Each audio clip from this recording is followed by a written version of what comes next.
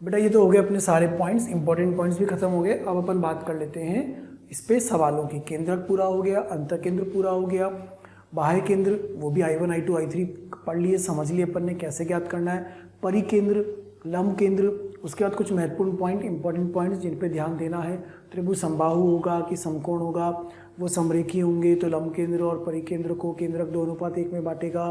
ये सारी बातें कंप्लीट हो गई हैं। अब उस पर कुछ उदाहरण कर लें और इनकी प्रैक्टिस कर लेते हैं अपन, ठीक है। तो सबसे पहला सवाल, क्वेश्चन नंबर 1, यदि त्रिभुज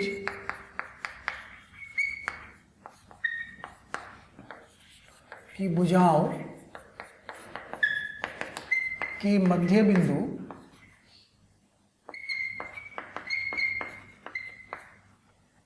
क्रमशः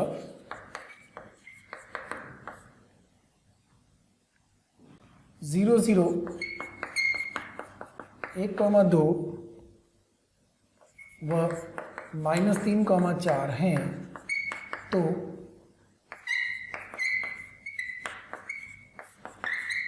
केंद्रक ज्ञात करें। देखो सिंपल सा सवाल है, केंद्रक ज्ञात करना है। त्रिभुज ABC के लिए ज्ञात करना है।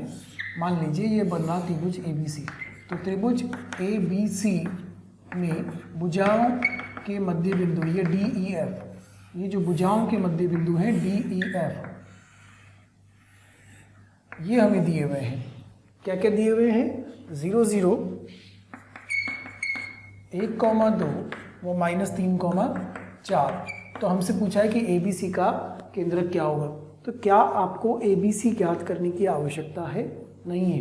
ABC ज्ञात करे बिना ही क्या मध्य बिंदु का जो केंद्रक होगा, मध्य बिंदु से बनने वाले त्रिभुज का जो केंद्रक होगा, क्या वही ABC का केंद्रक भी होगा? बिल्कुल होगा। तो ट्राइंगल ABC का केंद्रक बराबर त्रिभुज DEF का केंद्रक बराबर D + E + F/3, तीनों का योग बटे 3 जोड़ दो, कितना आ गया? 0 + 1 -3/2/3, 2 + 0 + 4/3, कितना हुआ ये? -2/3, 2, -2/3, ये आंसर आ गया बिना शीर्ष ज्ञात करे। शीर्ष भी ज्ञात कर सकते हो, जैसे B ज्ञात करना है तो कैसे ज्ञात करते हो? अड़ोसी प्लस पड़ोसी माइनस सामने वाला, इस तरीके से ABC ज्ञात कर लो और फिर ज्ञात कर लो तो भी आ जाएगा, ठीक है। अगला सवाल देखते हैं अपन, क्वेश्चन नंबर 2। क्वेश्चन नंबर 2 क्या कह रहा है देखिएगा, यदि त्रिभुज ABC का एक शीर्ष A 1,1 है तथा इस शीर्ष से गुजरने वाली भुजाओं के मध्य बिंदु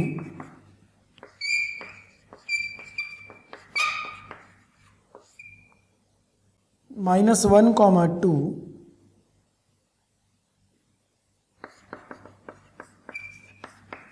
और 3,2 हैं, तो त्रिभुज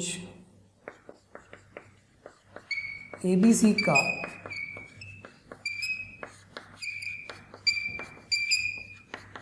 केंद्रक ज्ञात करें। ये है सवाल। त्रिभुज ABC में शीर्ष A को बता दिया गया है और शीर्ष A को बताने के बाद आपसे बोला जा रहा है कि A से गुजरने वाली भुजाओं के मध्य बिंदु अगर आपको दे दिए जाए तो त्रिभुज ABC का केंद्रक क्या होगा। चलिए पहले काम चित्र बनाने का। सर्वप्रथम क्या बना देना चाहिए अपने को? चित्र बना देना चाहिए। कोऑर्डिनेट ज्योमेट्री में तो सिंपल कहानी है, हमेशा चित्र बनाए। तो ये रहा A 1,1, ये रहा B, ये रहा C। आगे क्या बोला है कि त्रिभुज ABC का एक शीर्ष 1,1, इस शीर्ष से गुजरने वाली भुजाओं के मध्य बिंदु। तो इससे गुजरने वाली मतलब ये मान लेते हैं -1, 2 और ये मान लेते हैं 3, 2। ठीक है, तो इसको हम नाम देते हैं यहाँ पर D, यह वाला E और यह वाला F। ये DEF मध्य बिंदु बन गए। अब त्रिभुज ABC का केंद्रक ज्ञात करने के लिए अपने पास दो मेथड हैं।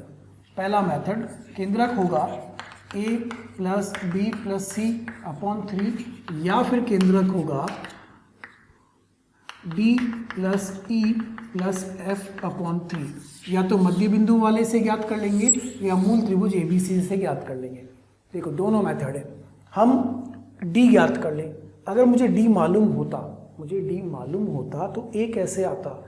E + F - D = A होता है कि नहीं होता है? होता है ना। E + F - D = A। मध्य बिंदु वाली शॉर्ट ट्रिक अपनी, A ज्ञात करने के लिए अड़ोसी प्लस पड़ोसी माइनस सामने वाला, तो E + F - D बराबर कितना होता है? A। तो उसी से अगर हल करें तो क्या मुझे यहाँ से D बराबर मिल जाएगा E + F - A। तो D के निर्देशांक मिल रहे हैं E + F - A। क्या मिल रहे हैं बेटा? देखो D के निर्देशांक E + F 3 - 1 2 2 - 1 1 और 2 और 2 4 और 1 3। ये आ गया D 1, 3।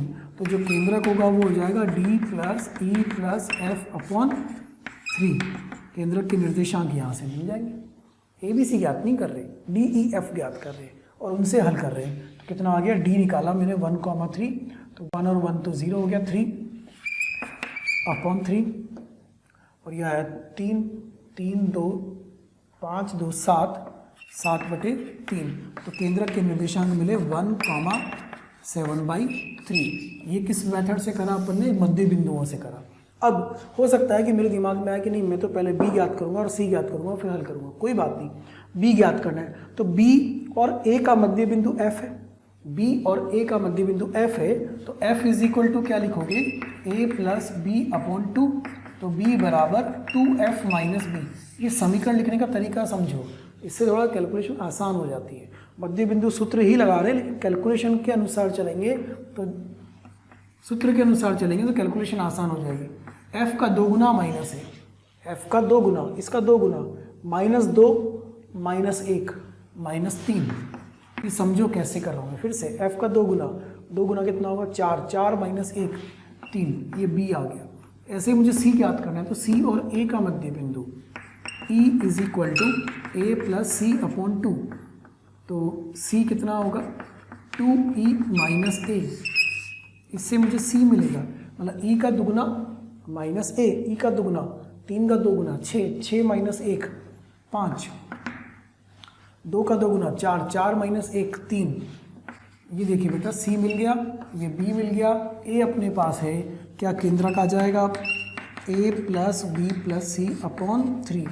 केंद्रक ज्ञात कर लिया गया। A + B + C/3 1 -3 -2 -2 और 5 3/3 1 3 4 4 3 7 7/3। आंसर क्या फिर से वही आ गया 1,7/3 जो कि पहले आया था। तो दोनों मेथड है अपने पास। हम ABC ज्ञात करके हल कर लें या मध्य बिंदु DEF ज्ञात करके कर लें, क्योंकि मध्य बिंदु वाले त्रिभुज का केंद्रक और मूल त्रिभुज ABC का केंद्रक आपस में कैसा होता है? समान होता है, एक जैसा ही होता है, कोई अंतर नहीं होता है। देखिए अगला सवाल देखिएगा, तीसरा और चौथा सवाल क्या कह रहा है। तीसरा सवाल कह रहा है कि यदि त्रिभुज का लंब केंद्र और परिकेंद्र बताया गया है तो केंद्रक क्या होगा। तो क्या हमें लंब केंद्र, परिकेंद्र और केंद्रक में कोई संबंध याद है? सोचो क्या संबंध था। बताया था आपको कि तीनों के तीनों कैसे होते हैं? समरेखी होते हैं। तो लंब केंद्र और परिकेंद्र को केंद्रक किस अनुपात में तोड़ता है? 2:1 में तोड़ता है। ये कौन सा हुआ बेटा? लंब केंद्र। और ये कौन सा हुआ? परिकेंद्र। और ये कौन सा हुआ? केंद्रक। तो लंब केंद्र और परिकेंद्र को केंद्रक 2:1 में विभाजित करता है। अब इसके अनुसार क्या केंद्रक ज्ञात किया जा सकता है? तो G बराबर क्या लिखोगे? 2 × S + 1 × H/3। तो G के निर्देशांक मिल जाएंगे बेटा। एच क्या दिया हुआ है आपको वो अपन लिख लेते हैं यहाँ पर। एच लंब केंद्र क्या दिया हुआ है, एच के निर्देशांक है यहाँ पर 1,1 और इसके निर्देशांक है 3/2, 3/4।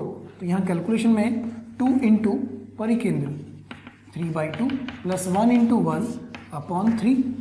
ठीक, फिर से वापस y निर्देशांक में लगाएंगे तो 2 इंटू 3/4 प्लस 1 इंटू 1/3। हल कर लें इसको, आपको केंद्रक के निर्देशांक मिल जाएंगे। जो भी केंद्रक का आंसर आ रहा होगा वो आ जाएगा। कितना आया बेटा, ये तो कट गया, 2 और 2 कट गया, 3 और 1 तो 4/3, 3/2 प्लस 1 तो 5/2, 5/6, 4/3, 5/6 आंसर बन गया। सिंपल तरीके से, कोई एक्स्ट्रा कंसेप्ट नहीं लगाना, सिर्फ ये ध्यान रखना है कि लंब केंद्र, परिकेंद्र व केंद्रक समरेखीय बिंदु होते हैं। वह केंद्रक लंब केंद्र व परिकेंद्र को 2:1 में विभाजित करता है। उससे अपने को आंसर मिल रहा है। अच्छा, चौथे सवाल पर आते हैं। क्वेश्चन नंबर 4 में क्या दिया है और क्या हल करना है। सबसे पहले तो मूल दिए एक समीकरण के, ठीक है। तो पहले मूलों वाली बात कर लें। x³ minus 3px² plus 3qx minus 1 = 0। इसके जो मूल रूट्स हैं वो अल्फा, बीटा, गामा है। तो मूलों का योग sigma alpha 3p sigma alpha beta, ये समझते हैं ना। सिग्मा अल्फा का मतलब alpha plus beta plus gamma, sigma alpha beta का मतलब alpha beta plus beta gamma plus gamma alpha. ये कितना हो गया 3q, और अल्फा बीटा गामा मूलों का गुणन वो आ रहा है 1। इतनी जानकारी हमें मिल गई। अब एक त्रिभुज है जिसके शीर्ष अल्फा, 1/अल्फा, बीटा, 1/बीटा तथा गामा, 1/गामा है। तो उसका केंद्रक ज्ञात करना है। केंद्रक मतलब इन तीनों का योग बटे 3 होगा। केंद्रक कितना होगा बेटा, alpha plus beta plus gamma upon 3, 1/अल्फा प्लस 1/बीटा प्लस 1/गामा अपॉन 3। यह बन जाएगा क्या केंद्रक। इसमें वैल्यू रखो, अल्फा बीटा गामा की वैल्यू 3p, तो 3p/3 इधर आएगा आपके पास alpha plus beta plus gamma upon 3।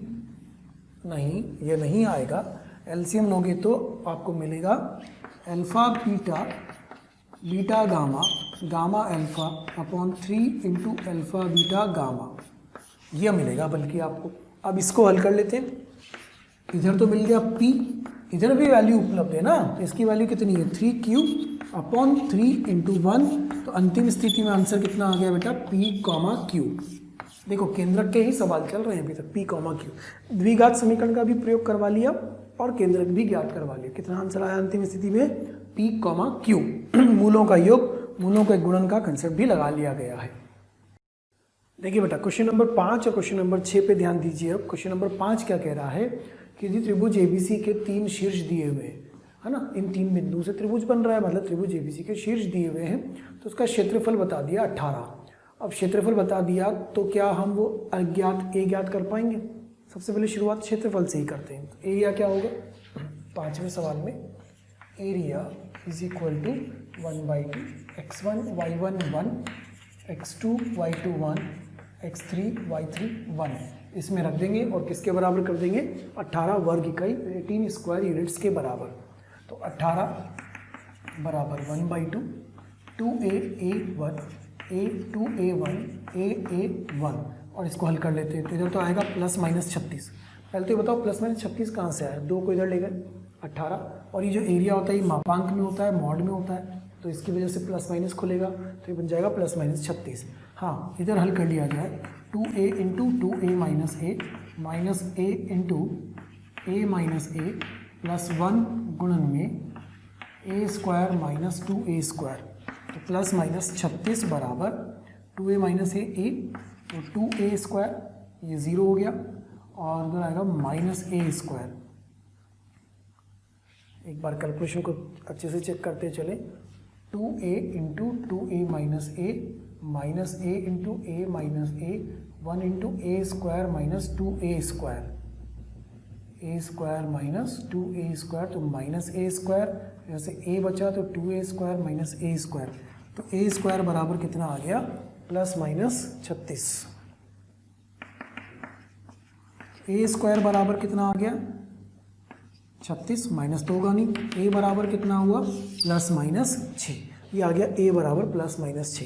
अब दो केस बनेंगे, a equal to 6, a equal to -6। अगर a इक्वल टू 6 है तो त्रिभुज के शीर्ष क्या हो जाएंगे, शीर्ष क्या बनेंगे, अब वो बनेंगे 2a, a 2a, a का मतलब हो गया 12, 6, फिर a, 2a तो 6, 12 और a, a तो हो गया 6, 6। अब इनसे केंद्रक ज्ञात करोगे तो केंद्रक कितना आएगा 12 + 6 + 6/3, 6 + 12 + 6/3 कितना हो गया बेटा, ये 12, 6, 18, 24, 8, 8। ये आंसर तो तब आया जब a हम क्या ले रहे हैं प्लस का 6, a बराबर -6 ले लें तो क्या होगा, जब a बराबर -6 लेंगे तो शीर्ष क्या मिलेंगे 2a, a ये बन जाएगा -12, -6। दूसरा a, 2a ये बन जाएगा -6, -12 और a, a ये बन जाएगा -6, -6। फिर से जब केंद्रक ज्ञात करोगे तो तीनों का योग बटे 3 करोगे, -6 -12 -6/3, केंद्रक फिर से कितना मिल गया -8, -8। तो दो आंसर आ रहे हैं, एक +8,8, एक -8,8। कहानी क्या थी, 3 शीर्ष दिए थे a के रूप में, तो हमने क्षेत्रफल के द्वारा उस a का मान निकाला, उस a के मान से फिर हमने तीनों शीर्ष निकाले, तीनों शीर्षों से फिर केंद्रक ज्ञात किया। ठीक है, ये आ रहा है आंसर, दो आंसर आएंगे क्योंकि a के मान 2 संभव है, +6 भी है और -6 भी है। अगला सवाल देखो बेटा, क्वेश्चन नंबर 6। क्वेश्चन नंबर 6 क्या कह रहा है, ध्यान से पहले पढ़ लें। त्रिभुज ABC में B दिया हुआ है, ठीक है। तो क्वेश्चन नंबर 6 में पहले चित्र बना लिया जाए।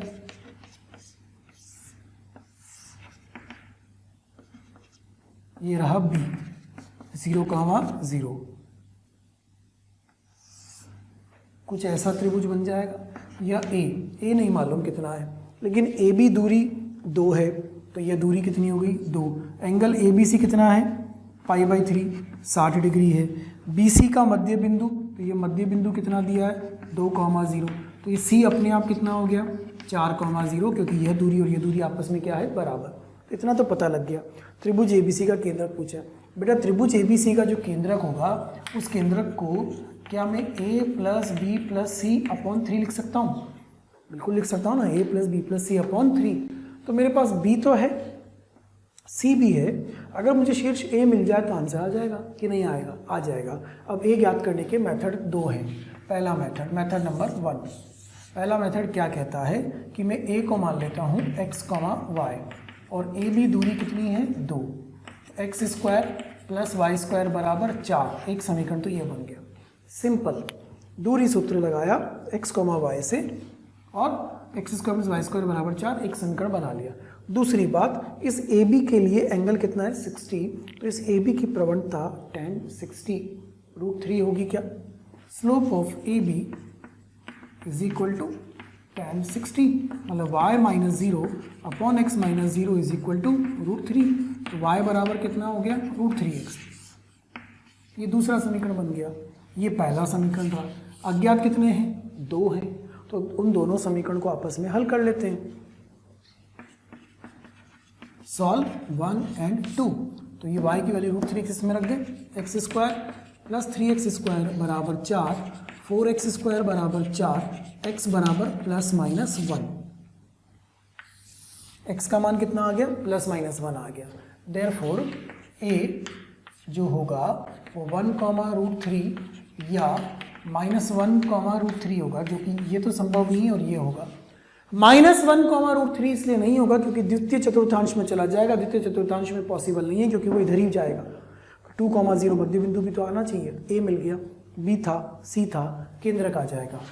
केंद्रक क्या होगा 1 + 0 + 4/3। y निर्देशांक कितना आया अपने पास √3 + 0 + 0/3। तो केंद्रक के निर्देशांक मिल रहे हैं 5/3, 1/√3। लीजिए भाई आंसर आ गया। ये तो मेथड 1 सिंपल, कोई एक्स्ट्रा काम नहीं, दूरी सूत्र और प्रवणता का प्रयोग करके आंसर मिल रहा है। Method number 2।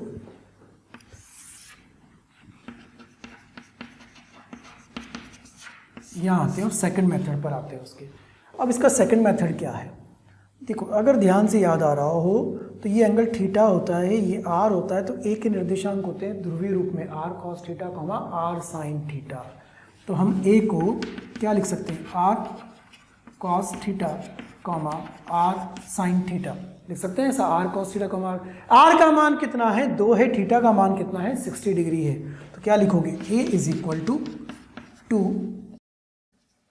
Cos 60 2 sine 60। एक कितना बन गया 2 cos 60 मतलब 1/2 2 sin 60 मतलब √3/2। देखो फिर से वही तो मिल गया जो चाहिए था, ए आ गया 1 √3। हमने उधर भी तो 1 और 1 √3 ही याद करा था, आ जाएगा आंसर वापस। इसीलिए केंद्र कितना बन जाएगा फिर से 5/3 1/√3। मतलब मूल रूप से इस पूरी कहानी में ज्ञात क्या करना था, हमें ज्ञात करना था शीर्ष ए, बी उसने दिया था, सी भी उसने बहुत आसानी से दिया था कि BC का मध्य बिंदु 2,0 है। सिर्फ ए को ज्ञात करने में मेहनत करनी थी। ए हमने दो तरीके से ज्ञात करा, एक बार तो दूरी सूत्र से समीकरण बनाया और प्रवणता से समीकरण बनाया, ये 2 समीकरण बनाए। इन दोनों समीकरण को हल करने से ए मिल रहा है और फिर केंद्रक मिल रहा है। दूसरा मेथड डायरेक्ट ध्रुवीय रूप का प्रयोग किया, ध्रुवीय निर्देशांक, कौन से निर्देशांक, ध्रुवीय निर्देशांक का प्रयोग करा तो अपने को आंसर मिल रहा है। ये हो गया अपना प्रश्न संख्या 6 कंप्लीट। ठीक है, लिखिए फटाफट से, नोट करिए इसको। मैं सबसे पहले आपको धन्यवाद देना चाहता हूँ, थैंक यू सबको, क्योंकि डेली हजारों स्टूडेंट्स हमारे वीडियो देख रहे हैं और अपना फ़ायदा उठा रहे हैं। आपसे रिक्वेस्ट है कि आप यूट्यूब चैनल पे जाएं, डिस्क्रिप्शन बॉक्स में जाएं और लिंक पे जाकर के सब्सक्रिप्शन करें ताकि आपको इसका और भी बेहतर तरीके से फ़ायदा मिले। दूसरी बात, यदि आप डाउट सॉल्विंग का भी फ़ायदा लेना चाहते हैं, स्टडी मटेरियल का भी फ़ायदा लेना चाहते हैं, तो उस लिंक पर जाकर के अपने प्रीमियम सब्सक्रिप्शन को सुनिश्चित कीजिए। हाँ, अगला क्वेश्चन देखिए बेटा, क्वेश्चन नंबर 7। यदि त्रिभुज की भुजाओं के समीकरण दिए हैं तो लंब केंद्र और परिकेंद्र ज्ञात करना है। भुजाओं के समीकरण दिए हैं तो अपने पास एक मेथड दिमाग में ये आता है कि हम भुजाओं के प्रतिच्छेद बिंदु ज्ञात करके शीर्षों के निर्देशांक निकाल लें, है ना। तो भुजाओं के समीकरण दिए हुए, तो कुछ इस तरह से मैंने चित्र बनाया, ये लाइन 1, ये लाइन 2, ये लाइन 3। ठीक है, लाइन 1 का इक्वेशन क्या है, x + y - 5 = 0। लाइन 2 का इक्वेशन क्या है, x - y + 1 = 0। और लाइन 3 का इक्वेशन क्या है, y = 1। तो प्रतिच्छेद बिंदु तो ज्ञात किए जा सकते हैं, उसमें तो कोई समस्या नहीं। लेकिन उससे पहले हम एक काम करें, ये चेक कर लें कि ये जो त्रिभुज बनने वाला है, त्रिभुज किस प्रकार का बनने वाला है। उसके लिए क्या चाहिए, प्रवणता। बेटा इसकी प्रवणता कितनी आ रही है, -1, और इसकी प्रवणता कितनी आ रही है, 1। इसका ना त्रिभुज कैसा बनेगा, समकोण बनेगा। ये बात यहाँ से आसानी से पता लग गई कि त्रिभुज कैसा बनेगा, समकोण। और इन दोनों रेखाओं के बीच में कोण कितना आएगा, 90। तो मुझे इन दोनों रेखाओं को ऐसा बनाना चाहिए था, सही चित्र ये होना चाहिए था, x + y - 5 = 0, x - y + 1 = 0 और y = 1। अब देखो कितना आसान हो गया सवाल, अब इजी होगा हल करना। कैसे पता लगा, यहाँ पर 90 डिग्री प्रवणताओं से, एक प्रवणता और दूसरी प्रवणता का गुणन कितना मिल रहा है, -1। इससे पता चला समकोण, तो हमने समकोण वाला बना लिया। अब जब मैं इन दोनों को हल करूंगा तो मुझे लंब केंद्र मिल जाएगा और कर्ण का मध्य बिंदु, ये S क्या मिल जाएगा, परिकेंद्र। तो ए ज्ञात करने के लिए x + y - 5 = 0, x - y + 1 = 0, दोनों को जोड़े तो 2x - 4 x = 2। ए ज्ञात करना चाह रहे हैं, x = 2 किसी में भी रख दो, 2 रखोगे तो कितना आएगा, -3, उधर जाके 3। तो y बराबर कितना हो गया, 3। 2,3 इसको भी संतुष्ट कर रहा है, जी बिल्कुल कर रहा है। देयरफॉर ए कितना आ गया, 2,3। जो ए आया है, क्या इसी को आप लंब केंद्र कहोगे बेटा, जी बिल्कुल कहेंगे। क्यों, क्योंकि समकोण वाले शीर्ष पर ही लंब केंद्र आता है। अब कर्ण का मध्य बिंदु चाहिए, कर्ण का मध्य बिंदु कैसे आएगा, बी और सी का मध्य बिंदु। तो जब b ज्ञात करेंगे तो उसके लिए क्या करेंगे, x + y - 5 = 0 और y = 1 को हल कर लो। तो कितना आ गया, x बराबर, इन दोनों को हल कर रहे हो, y = 1 रखा, -4 हो जाके 4, तो तो 4,1, ये तो कौन आ गया, बी आ गया। फिर ऐसे सी ज्ञात करना है, तो सी ज्ञात करने के लिए क्या करेंगे, x माइनस वाई प्लस 1 बराबर 0 और y बराबर 1, इन दोनों को हल कर लेंगे। इन दोनों रेखाओं को हल करो, इनको हल करा तो x बराबर कितना आ गया, 0, तो c आ गया 0,1, ये मिल गया। तो परिकेंद्र s is equal to B plus C upon 2, B plus C upon 2। इसका प्रतिबिंदु कितना होगा, 4 प्लस 0 बटे 2 और 1 और 1 2 बटे 2, कितना आ गया बेटा, ये 2,1। ये 2,1 किसका आंसर आ गया, परिकेंद्र का आंसर आ गया। 2,3 किसका आंसर आ गया, लंब केंद्र का आंसर आ गया। ये है तरीका। अगर रेखाएं दी हों तो डायरेक्टली हल करने के बजाय पहले क्या चेक कर लो, त्रिभुज किस प्रकार का है। समबाहु है तो जो केंद्रक होगा वही परिकेंद्र, लंब केंद्र, अंतरकेंद्र सब कुछ होगा। और समकोण होगा तो जहाँ 90 डिग्री बन रहा होगा क्या वहीं पर हमें लंब केंद्र मिल रहा होगा और यहाँ पर हमें क्या मिल रहा होगा, परिकेंद्र मिल रहा होगा। ठीक है, ये आ गया आंसर। अगला क्वेश्चन देखिएगा बेटा, क्वेश्चन नंबर 8। इन तीनों बिंदुओं से बनने वाले त्रिभुज का परिकेंद्र ज्ञात करना है। अब त्रिभुज किस प्रकार का है वो जांच करने की तो बहुत दूर की बात है, हमें तो पहले यही नहीं पता कौन सा शीर्ष कौन सा है, तो कोई सा मान लो। ए को मैंने ले लिया 0,0, बी को मान लिया 1,2 और सी को मान लिया 3,-4। ये बन गए 3 शीर्ष। क्या ज्ञात करना बेटा अपने को, परिकेंद्र। परिकेंद्र कहाँ होगा, त्रिभुज के अंदर कहीं पर होगा। तो मान लीजिए एस परिकेंद्र यहाँ पर है। क्या खासियत होती है इस एस की, तीनों शीर्षों से दूरी क्या होती है, बराबर होती है। यही कंसेप्ट होता है ना हल करने का भी। क्या कंसेप्ट लगाएंगे, S A is equal to S B is equal to S C. परिकेंद्र की तीनों शीर्षों से दूरी कैसी होगी, समान होगी। तो माना एस एक्स कॉमा वाई, कितना एक्स कॉमा वाई, और ए अपने को दिया है, तो apply S A equal to S B. S A बराबर एस बी कर रहे हैं, X square plus Y square बराबर एस बी दूरी करेंगे तो बी है अपने पास, ये होगा एक्स माइनस 1 का whole square plus Y minus 2 का होल स्क्वायर। इस समीकरण को हल करके हम एक्स और वाई में एक समीकरण बना लेते हैं। ये एक्स स्क्वायर वाई स्क्वायर तो कट गया, समीकरण आपके पास क्या बन गया बेटा, बना लो क्या बन रहा है, 2x माइनस ये 4y है ना, y है यहाँ पर, 2x plus 4y, 2x plus 4y minus 5 बराबर 0। लीजिए बेटा एक समीकरण तो ये बन गया, दो दूरियां बराबर करने से। एक बार हम एस ए और एस सी को भी बराबर कर देते हैं, फिर से एक और समीकरण बन जाएगा। Again apply S A equal to S C.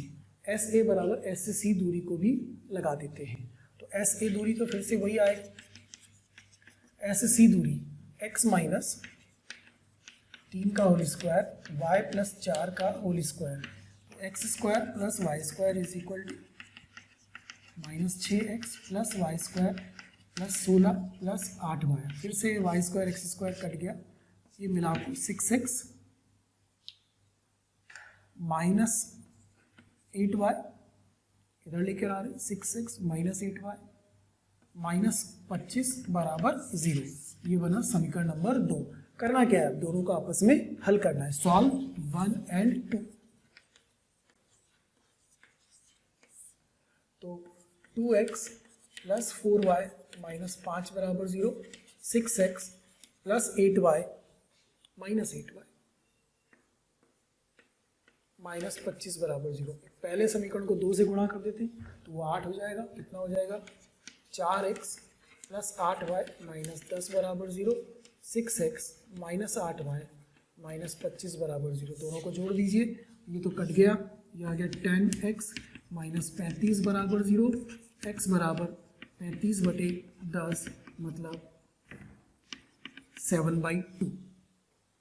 Calculation check करते चलिएगा, माइनस 35 10, ठीक है। x का मान आ गया 7/2, x का मान किसी में रख दो, आंसर y के लिए भी आ जाएगा। 2 इंटू 7/2 प्लस 4y माइनस 5 बराबर 0, 7 माइनस 5, 7 माइनस 5 कितना हुआ, 2, उधर जाके हुआ माइनस 2, तो y की वैल्यू आ गई -1/2, तो आंसर आया 7/2 -1/2।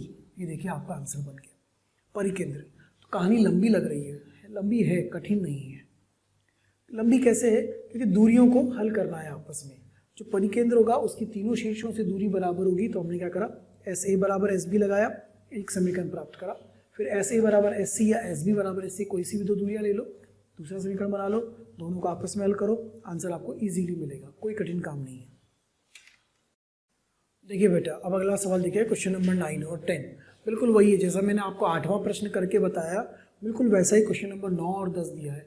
हाँ, वीडियो को पॉज करेंगे और पहले 9 और 10 को खुद से प्रयास करेंगे। जैसे 8वां प्रश्न किया मैंने, एस ए बराबर एस बी बराबर एस सी, एस ए बराबर एस सी, कोई दो समीकरण बनाए एक्स वाई में, उनको आपस में हल करें, मान निकालने एक्स का वाई का। वैसे ही आप 9वें को और 10वें को हल करेंगे, उसके बाद फिर हल देखेंगे। पहले वीडियो पॉज करें, दोनों को 5 मिनट का समय देखिए, खुद से प्रयास करिए तो आपको अच्छा लगेगा, ठीक है। बाकी मैं बता तो रहा हूँ। 9 वाले में त्रिभुज बना लेते हैं।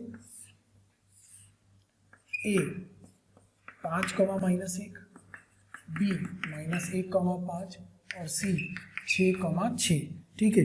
यहाँ पर कहीं पर बीच में एस, फिर से वही, ये S A S B S C दूरी आपस में बराबर, तो concept S A S B और एस सी दूरी को बराबर करने से लगेगा। एक एक करके अप्लाई कर देते हैं।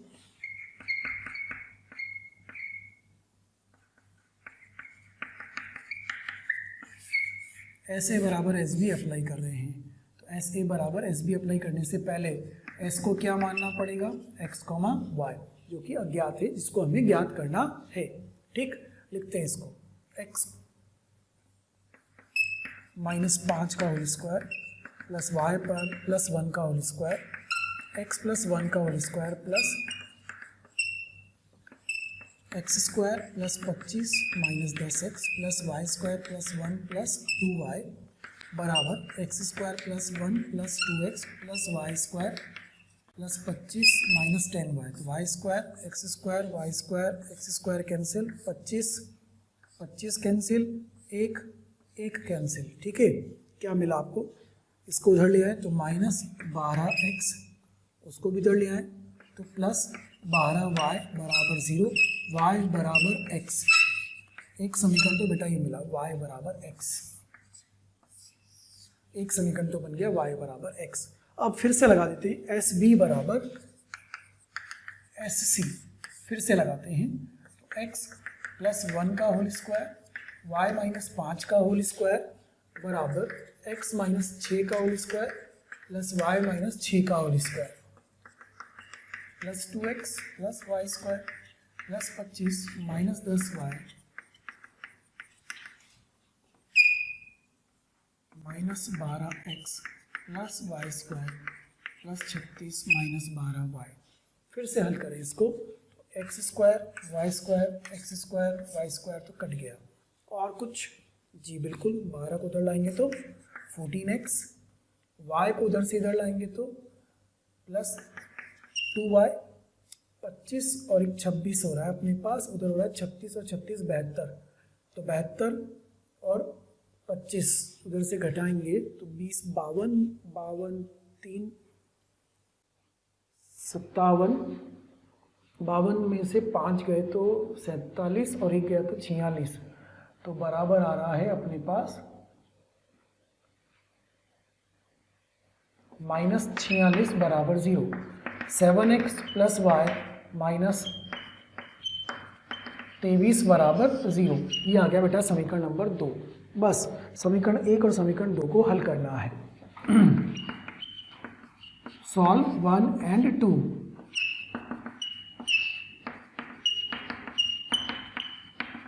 देखो यहाँ से इसमें मान रख दो, कितना हो गया, y = x = 23/8, तो 23/8 23/8, ये बन गया 23/8 23/8 बिंदु परिकेंद्र के निर्देशांक आ गए। ठीक है, कंसेप्ट वही था जो 8वें में किया, वही 9वें में, अब यही आपने 10वें में भी किया होगा, तो आपका आंसर आ रहा होगा। चेक कर लेते हैं क्या आता है। चलिए 10वां प्रश्न शुरू करते हैं।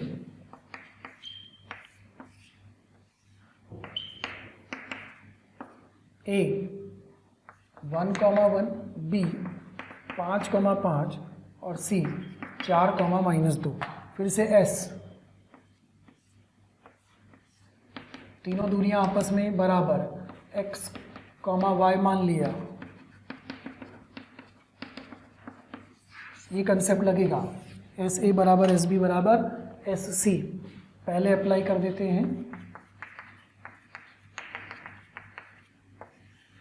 एस ए बराबर एस बी,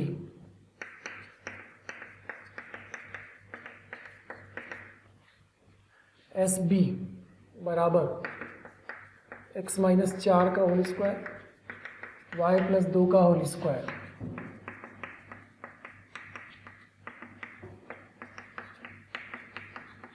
बराबर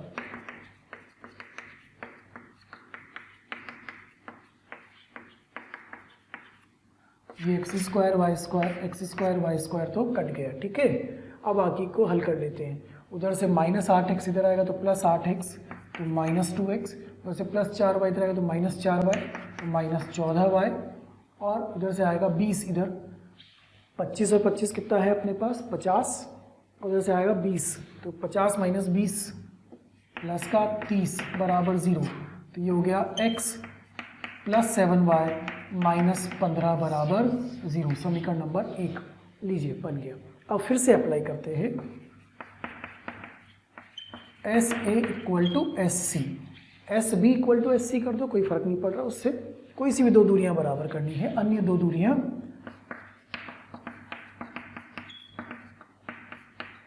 एस सी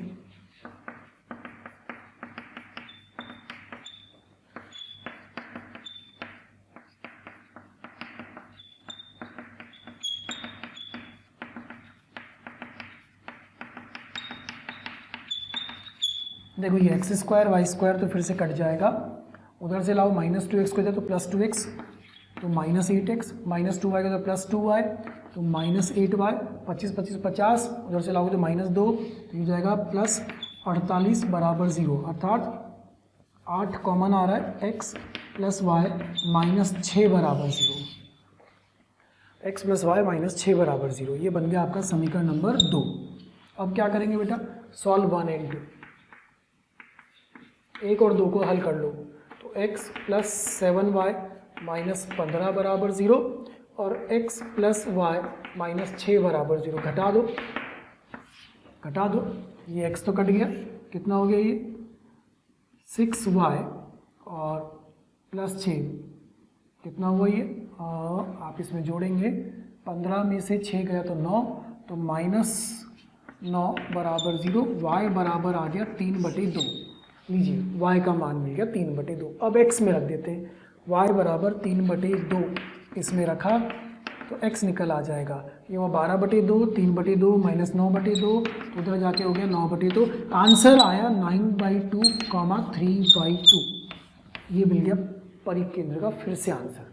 question number 8, question number 9, question number 10 बिल्कुल एक जैसे हैं तीनों, सेम कैलकुलेशन है तीनों के अंदर। मैंने फिर भी आपको तीनों करके दिए हैं ताकि आपको अच्छे से कॉन्फिडेंस आ जाए, अच्छे से आपका विश्वास बन जाए कि हाँ, अगर परिकेंद्र के लिए 3 शीर्ष दे दिए जाए तो इस मेथड से आंसर अवश्य आएगा। बस तसल्ली से कैलकुलेशन करनी है। क्या आपका भी आंसर ये आया था? यही आया था? क्या बात है, फिर तो बिल्कुल सही आया यार। चलिए इसके बाद फिर अपन अगला सवाल देखते हैं, लंब केंद्र वाला है 11वां सवाल। अब परिकेंद्र का नहीं है। 11वें सवाल में क्या दिया है, लंब केंद्र है ना, लंब केंद्र के बारे में जानकारी मांगी गई है। कंसेप्ट वही है कि 3 बिंदु दे दिए जाएं तो लंब केंद्र कैसे ज्ञात करेंगे। क्या दूरी से मिल जाएगा? नहीं, अब दूरी से नहीं मिलेगा। अब कैसे मिलेगा? देखो 11वां प्रश्न, ए 7,-1, बी -2,8 और सी 1,2 है, तो ये शीर्ष लंब बना होगा ऐसा, एक और शीर्ष लंब बना होगा ऐसा, और एक और शीर्ष लंब बना होगा ऐसा, तो मिला होगा एच ऐसा। ठीक है, शीर्ष लंबों का प्रतिच्छेद बिंदु होता है लंब केंद्र। तो इसको क्या मान लिया अपन ने, x, y। अब कंसेप्ट क्या कहता है कि भुजा ए भी और शीर्ष लंब लंबवत होंगे, तो कंसेप्ट क्या था, कंसेप्ट की बात करें पहले, फिर कैलकुलेशन बाद में करेंगे। Slope of A B into slope of C H equal to कितना होना चाहिए, -1। क्यों होना चाहिए, क्योंकि यह रेखा और यह रेखा परस्पर लंबवत है। तो ऐसे ही slope of B C into slope of A H भी -1 होना चाहिए। तो ऐसे ही slope of A C into slope of B H ये भी क्या होना चाहिए, -1 होना चाहिए। ये था इस सवाल का कंसेप्ट, जिससे कि ये हल होगा। तो समीकरण भी क्या होगा, इन तीन में से कोई दो समीकरण बना लेंगे, एक्स वाई का मान ज्ञात कर लेंगे। सबसे पहले अप्लाई करा हमने slope of A B into slope of C H equal to -1। तो ए बी की प्रवणता निकाल सकते हो ना, y2 - y1 8 + 1 upon -2 - 7 into C H की प्रवणता निकाल सकते हैं y2 - y1 upon x2 - x1 बराबर -1। इस प्रकार से कितना हो गया ये 9/-9 माइनस कट जाएगा तो 1 हो जाएगा। y - 2 बराबर x - 1, x - y + 1 बराबर 0। लीजिए एक समीकरण बन गया, x - y + 1 बराबर 0। फिर से अप्लाई करते हैं, apply slope of B C into slope of A H equal to -1। तो बी सी और ए एच, अब बी सी का स्लोप यहाँ से आएगा, ए एच का स्लोप यहाँ से आएगा। चलिए फिर से लगाइए, बी सी का slope 8 - 2 upon -2 - 1 A H y + 1 upon x - 7 बराबर -1। कितना हो बेटे 6/3। तो ये -2 2 कट जाएगा तो 2y + 2 इक्वल टू x - 7 और x - 2y -9 बराबर 0। ये लीजिए दूसरा समीकरण बन गया। इजी है, दूरी सूत्र से भी ज़्यादा इजी है, मतलब जो परिकेंद्र के लिए लगा रहे थे उससे भी इजी है, ये कठिन नहीं है। कैलकुलेशन और आसान होगी, ये दूरी सूत्र में स्क्वायर कर रहे थे, यहाँ कुछ भी नहीं, सिंपल प्रवणताओं का गुणन -1, प्रवणताओं का गुणन -1 क्यों कर रहे हैं, क्योंकि शीर्ष लंब भुजा के लंबवत होता है। सॉल्व 1 और 2, समीकरण 1 और 2 को हल करते हैं आपस में। तो समीकरण 1 और 2 को हल करेंगे तो x - y + 1 बराबर 0, x - 2y -9 बराबर 0, माइनस प्लस ये कैंसिल हो गया। देखो बेटा कितना हो गया ये 2y, तो y + 10 बराबर 0, अर्थात y की वैल्यू कितनी आ गई -10। ये y की वैल्यू रख दो, x -10 + 1 बराबर 0, x बराबर -11। तो आंसर आया -11, -10 लंब केंद्र, -11, -10 अपने को लंब केंद्र मिल रहा है। सिंपल, लंबवत रेखाओं की प्रवणताओं का गुणन -1 होना चाहिए, वही कंसेप्ट लगा करके सॉल्व कर रहे हैं। 11वें प्रश्न में आंसर निकल रहा है इसी से, ठीक है, लिख लीजिए। देखिए बेटा क्वेश्चन नंबर 12 पे ध्यान दीजिएगा, क्वेश्चन नंबर 12 और 13 पे ध्यान दीजिएगा। फिर से वही है, लंब केंद्र ज्ञात करना है। अब देखो इसमें थोड़ी सी अपरिमेय संख्याएं आ गई, √3। तो जब प्रवणता वाली कैलकुलेशन करेंगे ना और फिर समीकरण बनाएंगे थोड़ा सा कठिन हो जाएगा। क्यों ना उसके पहले त्रिभुज की जांच कर ले। क्वेश्चन नंबर 12 के अंदर 12वें प्रश्न में ए दिया है 1 1, बी दिया है -1 और सी दिया है प्लस का √3, माइनस का √3। अगर हम ए बी भुजा की लंबाई ज्ञात करें तो हमें कितनी मिलेगी, 1 + 1 का होल स्क्वायर प्लस 1 + 1 का होल स्क्वायर, अर्थात √8। बी सी भुजा की लंबाई ज्ञात करें तो -1 √3। प्यारे बच्चों, कमेंट बॉक्स में रोज़ कमेंट्स आ रहे हैं कि सर इस टॉपिक पे वीडियो बना दीजिए या ये इस बारे में हमें समझाइए, हमारी ये शंका है इसको दूर कर दीजिए। तो मेरी आपसे रिक्वेस्ट है कि आप YouTube चैनल पे जाइए, उस पर सब्सक्राइब करिए और जो बेल आइकन है उसको हिट करिए ताकि नोटिफिकेशंस आपको मिलते रहें और कोई भी नोटिफिकेशन, कोई भी वीडियो आपसे मिस ना हो। मैं ऐसा आपसे इसलिए कह रहा हूँ क्योंकि जिन भी टॉपिक्स की, जिन भी डाउट्स की, जिन भी बातों के बारे में आप वीडियोस चाह रहे हैं वो ऑलरेडी हमने पोस्ट किए हुए हैं, अपलोड किए हुए हैं, लेकिन वो आपसे मिस हो जाते हैं क्योंकि आपके पास प्रॉपर्ली नोटिफिकेशन नहीं आ पाते हैं। इसीलिए आपसे कहा जा रहा है कि आप सब्सक्राइब करिए ताकि कोई भी वीडियो आपसे मिस ना हो और कोई भी शंकाएं आपकी ना रहें। कितना आएगा ये 1 + 3 + 2√3 + 1 + 3 - 2√3 फिर से √8। देखो 2 बजाय बराबर आ गई। AC को भी ज्ञात करेंगे तो √3 - 1 का होल स्क्वायर -√3 - 1 का होल स्क्वायर, ये भी कितना आ गया √8। तीनों भुजाओं की लंबाई आपस में कैसी आ गई, बराबर आ गई। तीनों भुजाओं की लंबाई बराबर आ गई। AB बराबर BC बराबर AC, तो त्रिभुज कैसा बन गया बच्चों, समबाहु। और समबाहु त्रिभुज होता है तो क्या लंब केंद्र ज्ञात करने की आवश्यकता है? समबाहु त्रिभुज है तो लंब केंद्र ज्ञात करने की आवश्यकता नहीं है। अब क्यों नहीं है? क्योंकि जो केंद्रक होगा वही सबका आंसर होगा। केंद्रक ही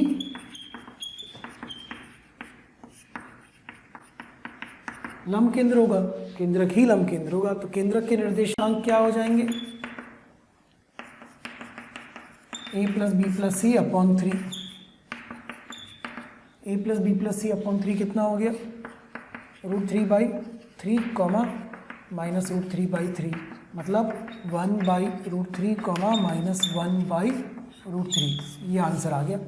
देखो इसका मतलब लंब केंद्र परिकेंद्र के सवाल को हल तो करना है, लेकिन समझदारी से हल करना है। समकोण त्रिभुज समबाहु त्रिभुज की जांच करते हुए भी चलना है कि अगर वैसे बन रहे हैं तो जो आप कैलकुलेशन कर रहे होंगे ना बहुत सारी, वो बेकार में, व्यर्थ में समय खराब करने वाली बात हो जाएगी, उसकी आवश्यकता ही नहीं पड़ेगी। इसमें समबाहु बन गया, देखो इजीली आंसर आ गया। अच्छा अगले सवाल पर आते हैं। फिर से शीर्ष दिए हुए हैं 2, 1/2, b 3, 1/3, c -5, -1/5। तो इनसे बनने वाले त्रिभुज का लंब केंद्र ज्ञात करना है। उसको लिखवाने के पहले, बताने के पहले इंपॉर्टेंट रिजल्ट मैं आपको लिखवा दूँ।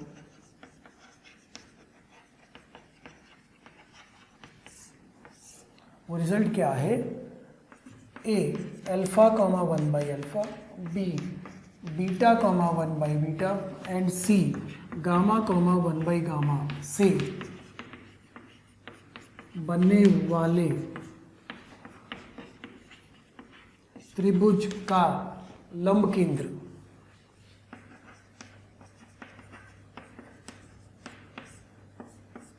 डायरेक्ट आंसर लिखोगे -1/अल्फा बीटा गामा, -अल्फा बीटा गामा।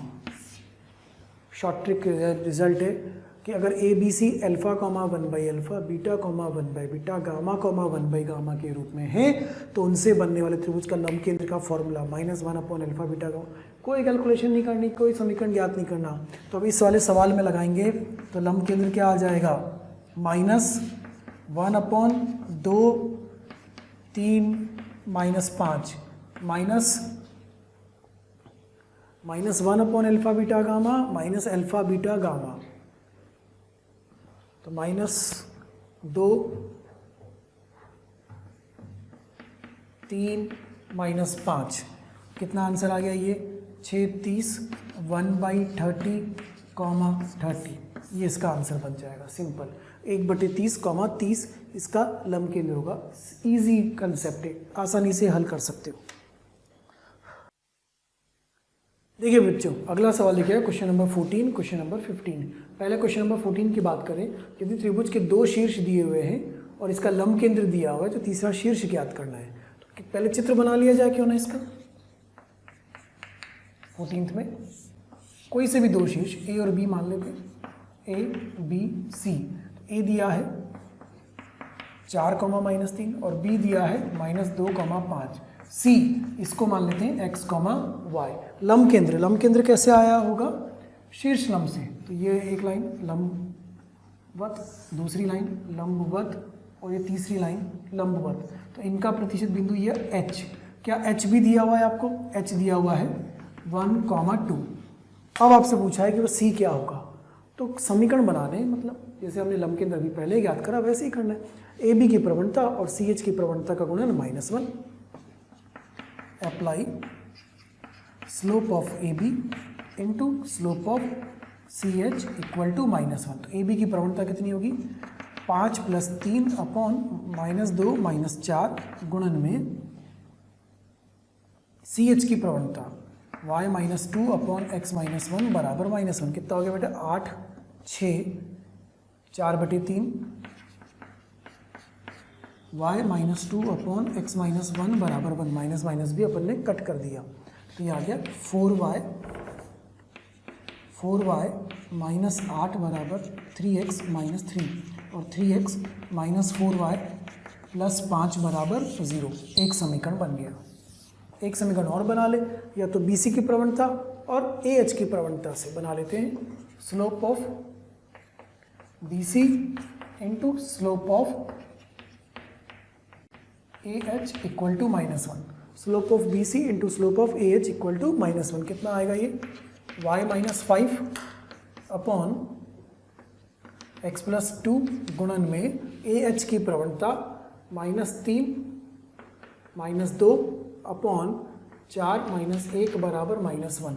कितना हो गया ये? -5/3 -5/3 माइनस को कट कर दें तो 5y 25 upon 3 3x + 6 equal to 1। 3x + 6 और 3x - 5y उधर ले जाएंगे तो +31 बराबर 0। ये लीजिए समीकरण नंबर 2। क्या करना है बेटा? अगला काम दोनों समीकरणों को हल करना है। हल कर लेते हैं।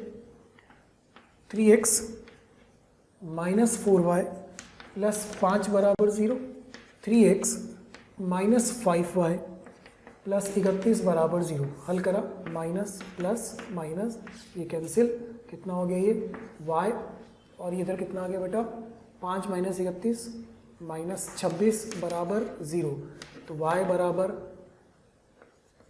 26। y का मान 26 आ गया। y का मान 26 किसी एक समीकरण में रख देते हैं। पहले में रख देते हैं। पुट y = 26 इंटू कैलकुलेशन देखते चलिएगा। 5y माइनस बराबर 26 इन इक्वेशन नंबर 1 समीकरण 1 में रख रहे हैं। तो 3x - 4 26 प्लस 5 बराबर 0। 26 इंटू 4 104, 104 और 5 99, 99/3 33। तो उधर गया था तो 104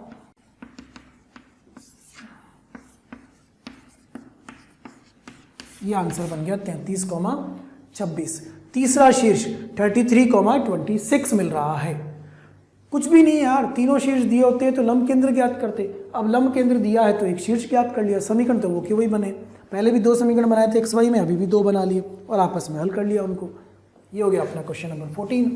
अगले पर आते हैं क्वेश्चन नंबर 15 पर। 15 सवाल को पढ़ो क्या कह रहा है। 15वां सवाल कह रहा है कि A1,10 एक परिकेंद्र, एक लंब केंद्र, तो A के सामने वाली भुजा का मध्य बिंदु ज्ञात करना है। अगर लंब केंद्र परिकेंद्र दोनों मालूम हो तो क्या हम केंद्र ज्ञात कर सकते हैं? सबसे पहले बिल्कुल केंद्र ज्ञात कर लेते हैं। तो देखिए 15वें सवाल में लंब केंद्र मालूम है, परिकेंद्र मालूम है, केंद्रक का अनुपात 2:1 आएगा। क्या क्या दिए हैं ये?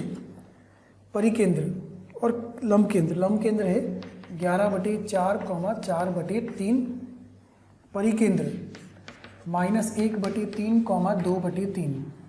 हल करते हैं इसको तो G = 2s प्लस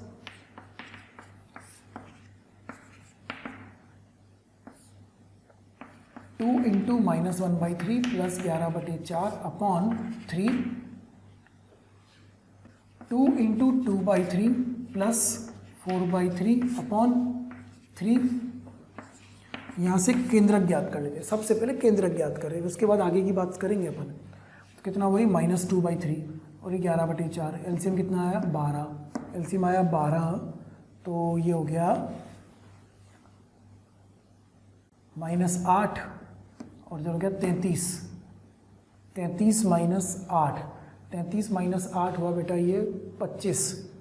तो -25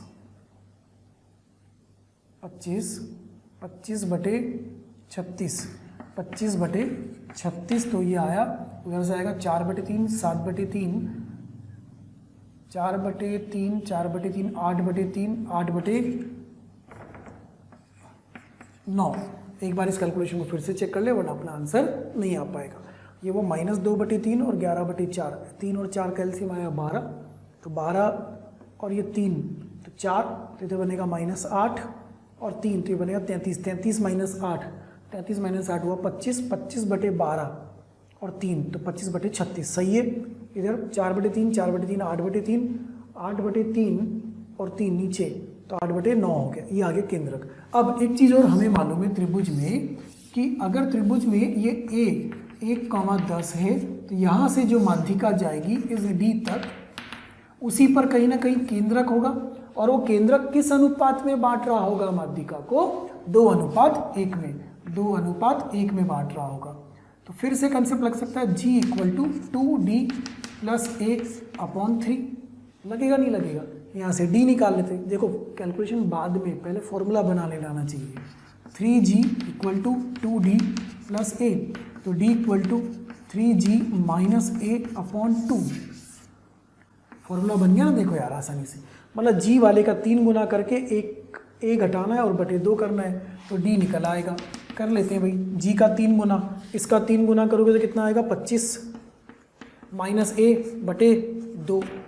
फिर इसका 3 गुना करो तो 8/9 का 3 गुना 8/3, 8/3 - 10/2, 25 - 1 24, तो 2 12 आ गया। 8/3 - 10 मतलब ये हुआ -30, -30/10, 30/3, तो ये हुआ -22/6। ये लीजिए, उसने यही तो पूछा था कि सम्मुख ए के सम्मुख भुजा का मध्य बिंदु, तो ए के सम्मुख भुजा का मध्य बिंदु डी हमने ज्ञात कर लिया, 12, -22/6। कैलकुलेशन को फिर से चेक कर लीजिए कहीं गड़बड़ ना हो। जी का 3 गुना करा है, ओ चल 1 मिनट में गलती कर गए हैं अपन, 36 से 3 नहीं है ना, तो 3 गुना करेंगे तो ये आएगा 25/12। इसको सही कर लीजिएगा, 25/12 - 1, 25/12 - 1 ये कितना हुआ? -12, तो 13/12, 13/12 तो 13/24, 13/24। अब ठीक है, 13/24 - 22/6 ये अपना आंसर बनेगा। लिख लीजिए, सही लिख लीजिए इसको। देखिए बेटा अगले सवाल पे ध्यान दीजिएगा, क्वेश्चन नंबर 16 और क्वेश्चन नंबर 17 पर। क्वेश्चन नंबर 16 क्या कह रहा है? यदि त्रिभुज के शीर्ष ABC दिए हैं और त्रिभुज ABC का परिकेंद्र मूल बिंदु पर है, परिकेंद्र मूल बिंदु पर है, तो लंब केंद्र ज्ञात करना है। तो यार ये तो थोड़ा आसान हो सकता है क्योंकि परिकेंद्र उसने दिया है, केंद्रक में ज्ञात कर लूँ और लंब केंद्र परिकेंद्र का मेथड मेरे को आता है। तो हम क्यों ना 16 प्रश्न में सबसे पहले केंद्रक ज्ञात कर लें। A + B + C/3 केंद्रक आ जाएगा। फिर लंब केंद्र और परिकेंद्र को केंद्रक किस अनुपात में तोड़ता है? 2:1 में करता है सब। तो ये जो केंद्रक है वो हम ज्ञात कर लेंगे, ये हमारे पास है, ये H आ जाएगा। देखो अब पहले हम फॉर्मूला बना लेते हैं। G = 2 × S + 1 × H/3। जो परिकेंद्र है वो मूल बिंदु पर है, इसका वाला यह वाला जो है वह 0 है, तो G बराबर कितना आ गया? H/3, तो H बराबर कितना आ गया? 3G। हमें इसको ध्यान रखना है कंसेप्ट को कि H बराबर कितना होगा? 3G होगा। तो शॉर्ट ट्रिक मिल गई। वो शॉर्ट ट्रिक क्या मिल गई? शॉर्ट ट्रिक पर ध्यान दीजिएगा। यदि परिकेंद्र 0, 0 पर है तो लंब केंद्र = 3G। शॉर्ट ट्रिक ये मिल गई कि यदि परिकेंद्र 0, 0 पर है तो लंब केंद्र किसके बराबर होगा? 3G के बराबर होगा। 3G का मतलब क्या हुआ? 3G का मतलब हुआ लंब केंद्र = 3 टाइम्स ऑफ σxi/3 σyi/3। तो H = आप लिख सकते हो σxi, σyi। ये बन गया फॉर्मूला, मतलब तीनों x का योग बटे तीनों y का योग। तो इसमें सवाल में तो ये भी ज्ञात करने की आवश्यकता नहीं पड़ी। तो इसका मतलब 16 का जो आंसर हो जाएगा वो h कितना हो जाएगा, a प्लस बी प्लस सी। तो h बराबर कितना हो जाएगा, तीनों का योग, तीनों का योग। क्यों, क्योंकि परिकेंद्र कहाँ आ रहा है, मूल बिंदु पर आ रहा है 3G। तो जो 3G में जी में या बटे 3 होगा वो 3 से कट जाएगा। तो कितना आंसर आएगा, 2 प्लस 4 प्लस 1, 3 प्लस 1 प्लस 2। तो लंब केंद्र कितना आ गया इसमें, 7,6। देखो इतना इजीली आंसर मिल जाएगा, लेकिन उसके लिए देखना पड़ेगा कि परिकेंद्र कैसा है, मूल बिंदु पर है। अब इसके अगले वाले सवाल को ध्यान से देखो, 17 नंबर सवाल को देखिएगा। 17 नंबर सवाल में क्या दिया हुआ है,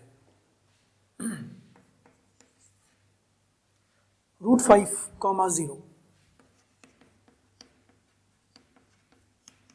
B, √3,2 C, 2,1। अब ना तो केंद्रक ना परिकेंद्र, कुछ भी नहीं मालूम। या तो वही समीकरण बनाए, प्रवणताओं का गुणन -1 करके हम समीकरण बना ले x y में और हल कर ले, बड़ा मेथड है। मैं छोटा मेथड बताना चाह रहा हूँ आपको। आप ध्यान से देखो, वृत्त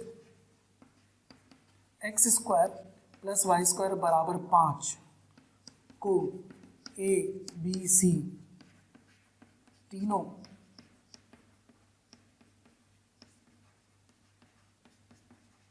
संतुष्ट करते हैं।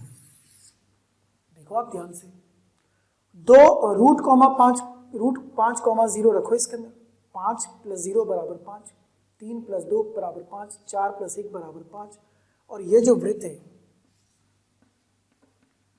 इसका केंद्र कौन है, 0 0, यही कौन है, परिकेंद्र। इसका मतलब ये त्रिभुज कुछ ऐसा था,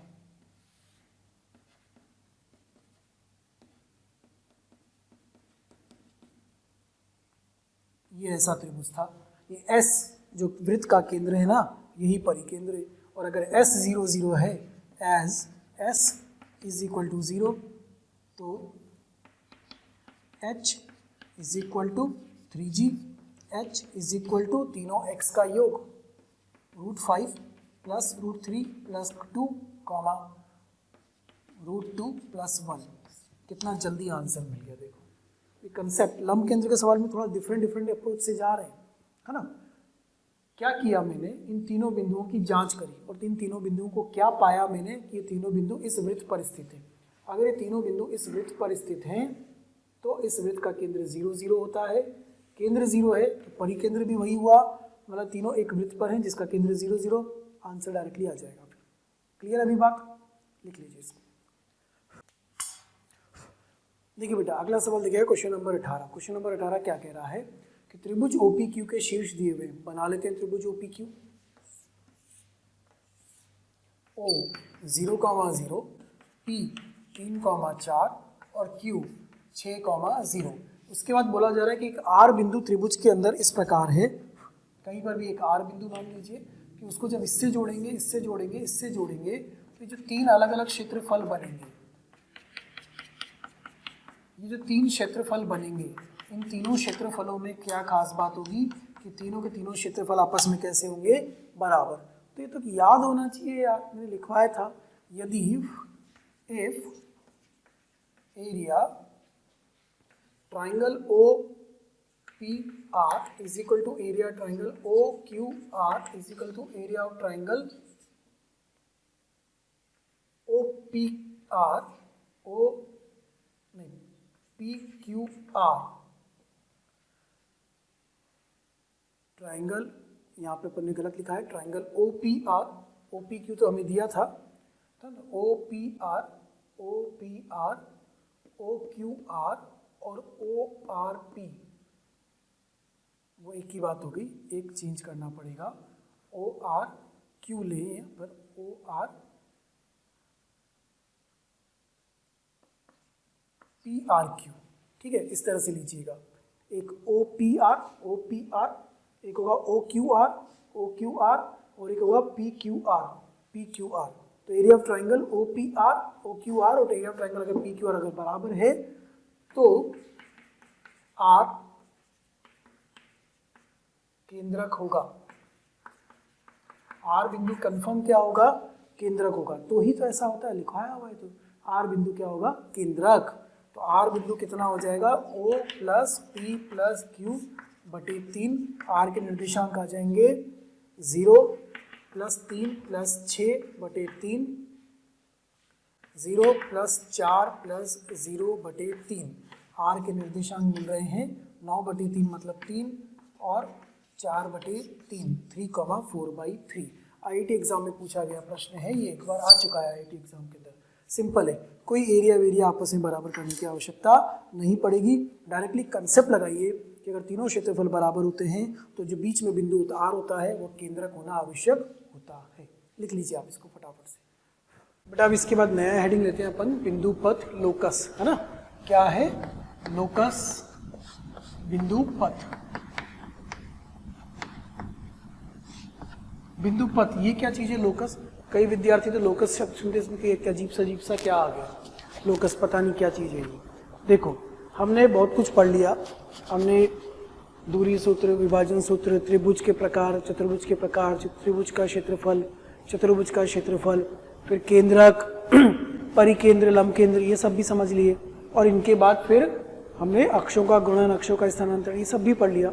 अब जो बिंदु सरल रेखा चैप्टर है उसमें जो बिंदु वाला पार्ट है उसका अंतिम टॉपिक होता है बिंदु पथ लोकस।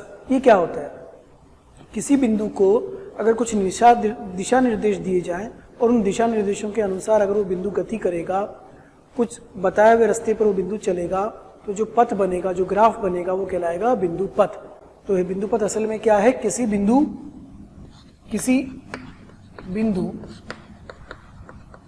का दिए गए, यदि आप हमारे वीडियोस को देख रहे हैं और आपको वो पसंद आ रहे हैं तो मेरी आपसे रिक्वेस्ट है कि आप उनको लाइक करें, सब्सक्राइब करें, शेयर करें, ताकि वो और भी ज़रूरतमंद विद्यार्थियों तक पहुंच सके और उसका लाभ वो उठा सकें। आपके प्यार और स्नेह को देखकर हमारी टीम मोशन की पूरी टीम हाईली मोटिवेटेड है और हमारा हमेशा पूरा प्रयास है और रहेगा कि आपको बेहतर से बेहतर कंटेंट प्रोवाइड करते रहें। निर्देशों अनुसार, दिए गए निर्देशों अनुसार पथ बिंदु पथ कहलाता है। किसी बिंदु का दिए गए निर्देशों अनुसार बिंदु पथ बन जाता है अगर वो पाथ बताया गया हो पहले से। तो जैसे एक बिंदु को बोला जाए कि एक बिंदु से A, B से 4 दूरी पर रहते हुए गति करनी है, तो 4 दूरी पर रहते हुए जो बिंदु गति करेगा वो कुछ इस प्रकार से गति करेगा। बिंदु की A, B से कितनी दूरी रहनी चाहिए? 4 रहनी चाहिए। तो दूरी 4 हमेशा रहेगी। तो इसमें जो बिंदु पथ आएगा, जो लोकस आएगा, वह लोकस क्या आएगा? एक वृत्त आएगा। वह बिंदु कैसा जाएगा? एक वृत्ताकार जाएगा। ठीक है। एक बिंदु को इस प्रकार से गति करनी है कि उसकी दो स्थिर बिंदुओं A और B से दूरी सदैव क्या रहे? समान रहे। तो उसकी यह दूरी और यह दूरी समान रहनी चाहिए, यह दूरी और यह दूरी समान रहनी चाहिए, यह दूरी और यह दूरी समान रहनी चाहिए। एक बिंदु P इस प्रकार से गति करेगा कि उसकी बिंदु A और B से दूरी सदैव कैसी रहे? समान रहे। तो PA बराबर PB करने से P का बिंदु पथ आएगा और वो बिंदु पथ कैसा आएगा? एक सरल रेखा मिलेगी। उस सरल रेखा को क्या कहेंगे? लंबसम द्विभाजक। AB रेखाखंड की लंबसम द्विभाजक। AB रेखाखंड की लंबसम द्विभाजक, ये इसका बिंदु पथ आएगा। तो बिंदु पथ ज्ञात करने के लिए सर्वप्रथम करना क्या है? दिए गए दिशा निर्देशों का पालन करना है। किस पर पालन करना है? एक गतिशील बिंदु P पर पालन करना है। तो मेथड क्या होगा? स्टेप 1, माना बिंदु P H, K। स्टेप 2,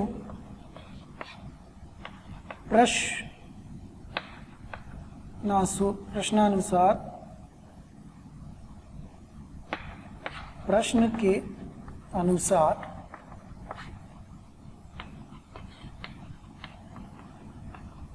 निर्देशों से समीकरण बनाए। प्रश्न के अनुसार निर्देशों से समीकरण बनाएं। फिर स्टेप नंबर 3 वो क्या होगा, सरलतम रूप में हल करके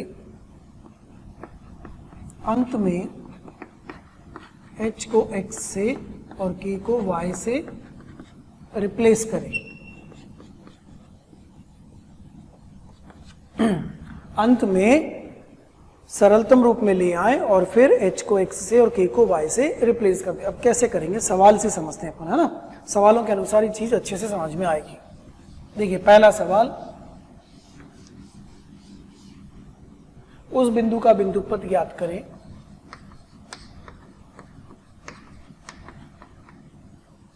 उस बिंदु का बिंदुपथ ज्ञात करें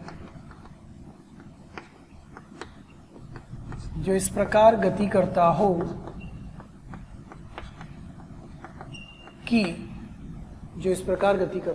कि उसकी निर्देशी अक्षों या उसकी भुज व कोटि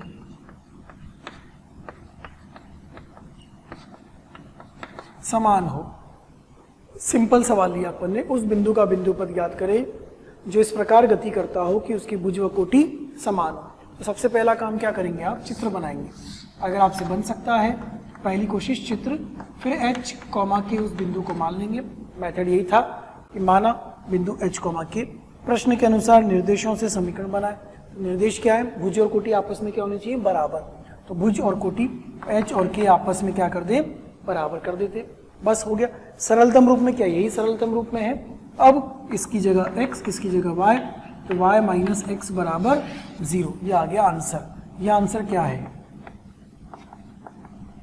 एक सरल रेखा है। और एक किस प्रकार की सरल रेखा है, अगर थोड़ा सा जानते हो तो y बराबर x रेखा कुछ ऐसी रेखा होती है जो मूल बिंदु से गुजरती है, y बराबर x। अगर इस रेखा पर बिंदु गति करेगा तो भुज और कोटि आपस में बराबर होंगे, मतलब 2,2, 3,3, -1, -1, 0,0 बिंदु इस पर रहेगा, तो भुज और कोटि हमेशा क्या मिलेंगे, बराबर मिलेंगे। ऐसे ही अब एक सवाल और लेते हैं। देखिए क्वेश्चन नंबर 2, यहाँ तक की लैंग्वेज तो वो की वही है। उस बिंदु का बिंदुपथ ज्ञात करें जो इस प्रकार गति करता हो कि उसकी निर्देशी अक्षों से दूरी सदैव समान हो। जो इस प्रकार गति करता हो कि उसकी निर्देशी अक्षों से दूरी सदैव समान हो। अब निर्देशी अक्षों से दूरी समान का मतलब क्या हुआ, पहले आप चित्र बनाएंगे, बना लिया भाई, बिंदु P मानेंगे, h कॉमा के मान लिया। इसकी x अक्ष से दूरी, इसकी x अक्ष से दूरी क्या, यह दूरी होगी, यह दूरी कितनी होगी k, और यह दूरी होगी, यह दूरी कितनी होगी h। तो x अक्ष से y अक्ष से दूरी क्या ये h और k होगी, या मॉड h मॉड k होगी।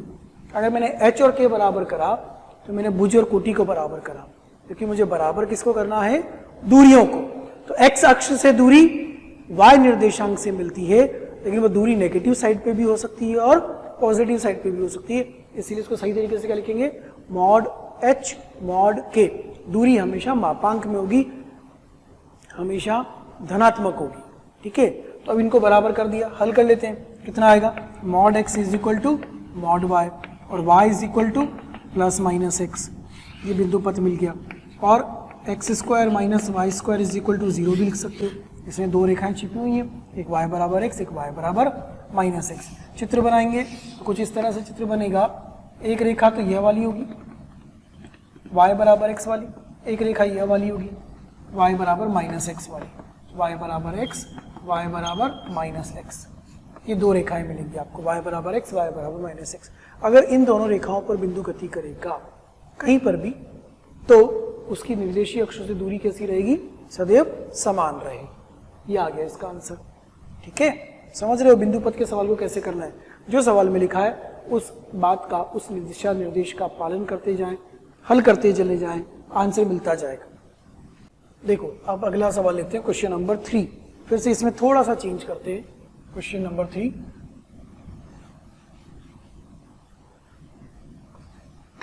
उस बिंदु का बिंदुपथ ज्ञात करें जो इस प्रकार गति करता है कि उसकी एक स्थिर बिंदु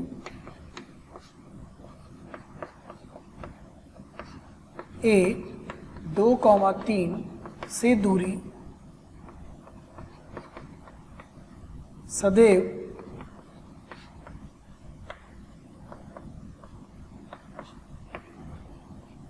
पाँच इकाई रहे। उसकी एक स्थिर बिंदु 2,3 से दूरी सदैव कैसी रहे? 5 इकाई रहे। इसका मतलब एक स्थिर बिंदु बना दे A 2,3 और एक गतिशील बिंदु P मान ले H, K, और यह दूरी कितनी रहनी चाहिए? 5। ये उसने बोला है।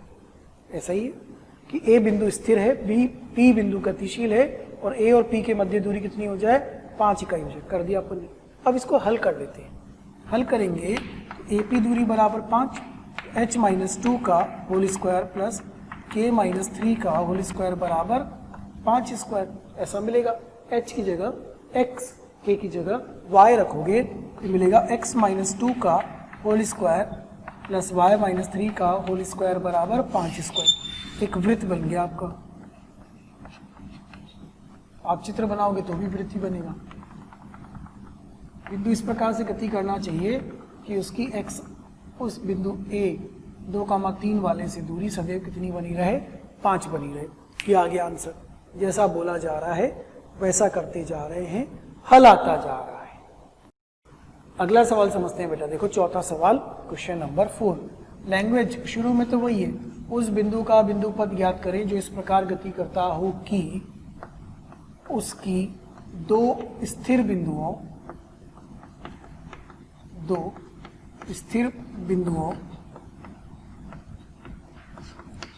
A 3,4 एंड B 4,3 से दूरी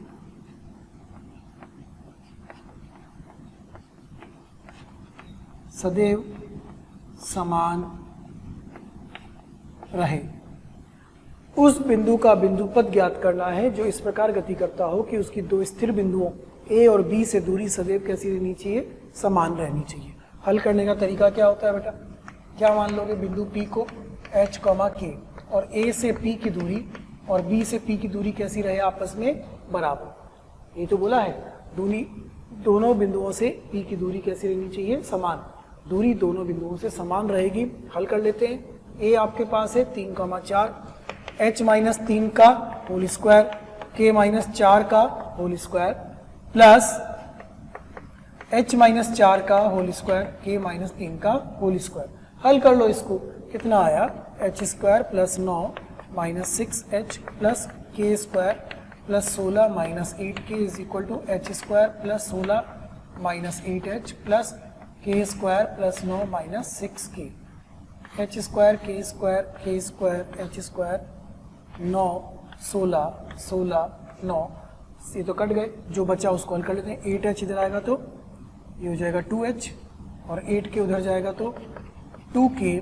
तो x इज इक्वल टू कितना आ गया? y। ये x इक्वल टू y क्या है? एक सरल रेखा। अब आप सोच रहे होंगे कि मैं हर बार इस बिंदु पथ का नाम क्यों बता रहा हूँ, क्योंकि कई बार सवाल में ऑप्शन में समीकरण की जगह उस वक्र का, उस कर्व का नाम भी दे दिया होता है। तो कोई दिक्कत नहीं है, नाम पता कर पाए तो ठीक, वरना समीकरण तो अपन ज्ञात कर ही लेंगे। समीकरण के अकॉर्डिंगली ऑप्शन चेक कर लेंगे। ठीक है, तो इस वाले सवाल का आंसर कितना आ गया? y बराबर x। y बराबर x कैसी रेखा है? उस AB की एक लमसम द्विभाजक रेखा होगी।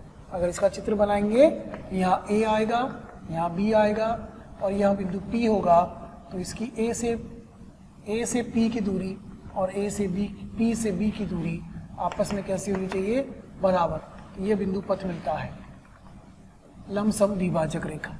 AB की लमसम द्विभाजक रेखा हमें एक बिंदु पथ के रूप में मिलेगा। क्लियर? अगला सवाल देखो बेटा, क्वेश्चन नंबर 5। अगला प्रश्न, उस बिंदु का बिंदु पथ ज्ञात करें जो इस प्रकार गति करता है कि उसकी दो स्थिर रेखाओं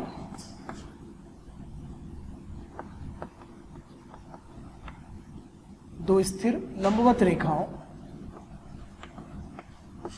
लंबवत रेखाओं से दूरियों का योग सदैव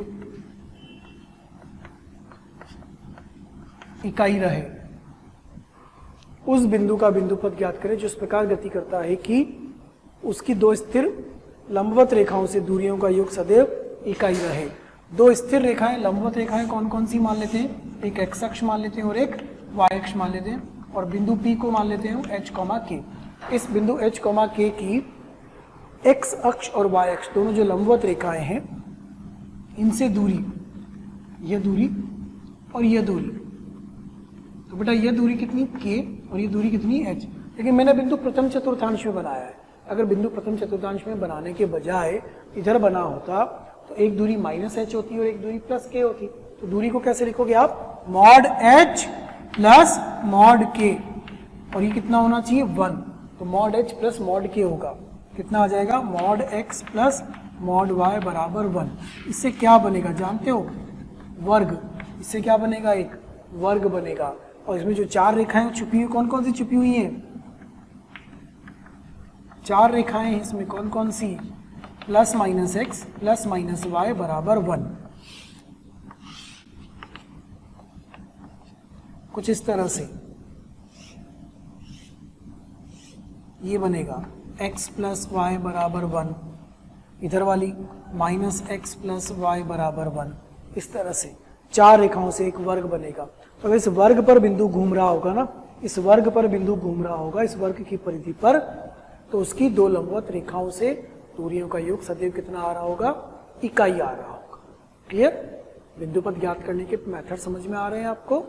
बिंदुपथ कठिन चीज नहीं है, बिंदुपथ कोई हवा नहीं है, डरने वाली कोई आवश्यकता नहीं है। बिंदुपथ के सवाल छोटे छोटे सवाल से शुरू करें अपन ने, जैसा सवाल भी बोला जाए वैसा करते जाओ, बिंदुपथ के सवाल बनते चले जाएंगे। अगला सवाल दिखेगा क्वेश्चन नंबर 6। उस बिंदु का बिंदुपथ ज्ञात करें जो इस प्रकार गति करता हो कि वह सदैव एक समकोण त्रिभुज का समकोण वाला शीर्ष बना रहे, जिसके कर्ण के सिरे 6,0 एंड 0,6 हैं। उस बिंदु का बिंदुपथ ज्ञात करें जिस प्रकार गति करता हो कि वह सदैव एक समकोण त्रिभुज का समकोण वाला शीर्ष बना रहे, जिसके कर्ण के सिरे 6,0 व 0,6 हैं।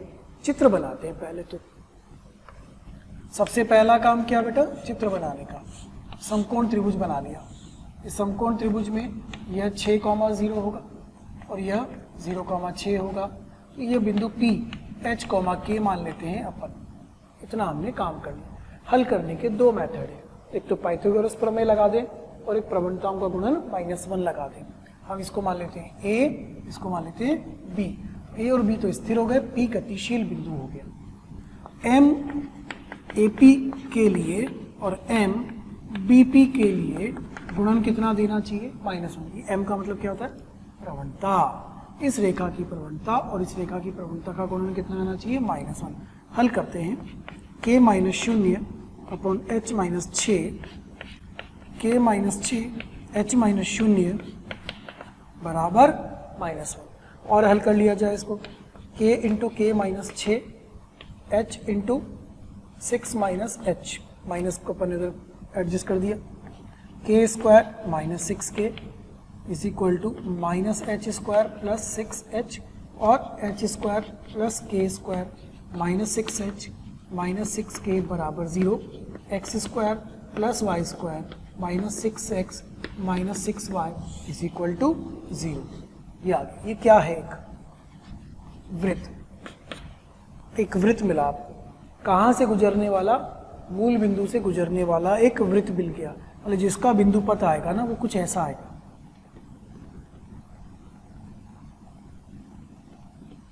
कुछ इस प्रकार का वृत्त बन रहा होगा इस बिंदु P का बिंदु पथ। अच्छा, इसको मैंने किया है प्रवणताओं के गुणन -1 से। क्या इसी सवाल को हम पाइथागोरस प्रमेय से नहीं कर सकते? क्योंकि समकोण त्रिभुज है तो पाइथागोरस प्रमेय भी काम करेगी। बिल्कुल करेगी भाई, पाइथागोरस प्रमेय भी लगा के देख लेते हैं हम, क्या उससे भी हमारा आंसर आना चाहिए? जी बिल्कुल आना चाहिए। हल करके देखते हैं मेथड नंबर 2। इसी क्वेश्चन में त्रिभुज था इस प्रकार से, यह बिंदु P H, K, यह बिंदु A 6,0, यह बिंदु B 0,6, यह एंगल कितना 90। तो पाइथागोरस प्रमेय PA का होल स्क्वायर प्लस PB का होल स्क्वायर बराबर AB दूरी का वर्ग। पाइथागोरस प्रमेय लगा देते, PA प्लस PB